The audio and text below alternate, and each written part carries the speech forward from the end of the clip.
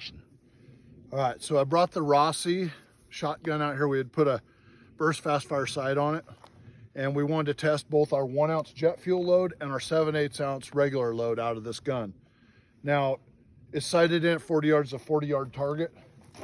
We patterned really well here, and the shell ejected. It must have gone 8 or 10 feet behind us. I mean, it ejected cleanly and went a long ways. I like the pattern. I thought it performed really well.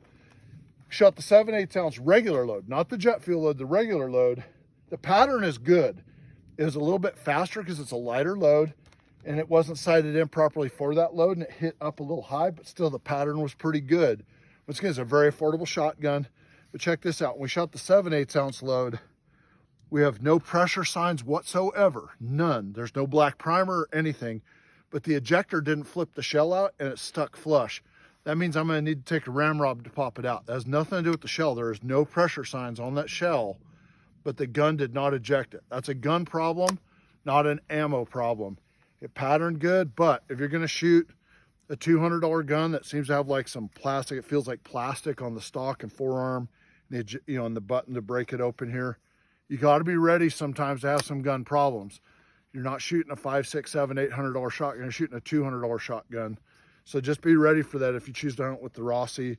Maybe get some, keep this stuff well lubed. Make sure that your gun's constantly being cleaned so that these parts will function, because the last thing you want to do is shoot a turkey or shoot at a turkey, need a second backup shot, and have that happen to you when you're in the field, because that doesn't have anything to do with the ammunition. If there was black primer and it was all pressure signed up, I'd say that the brass swelled and it didn't eject it, but that ejector didn't even try to flip that out. It's stuck. So I'm gonna take it back. I'm gonna use a ramrod to pop that shell out. I'm gonna lube everything up so that it's ready the next time we want to go to the range and do some testing. But the gun patterned well, even with the 7/8 ounce, even though it's a little off target, the pattern solid. Obviously it was sighted in with the 1 ounce jet fuel load. I thought it performed pretty doggone good, minus not ejecting that shell. So those of you out there that shoot the Rossi shotguns or other budget model guns, just kind of keep that in mind this year when you go out and into the field. Make sure that you've got your gun cleaned and ready so that, this doesn't happen to you, or at least the odds are a lot lower that it will happen to you.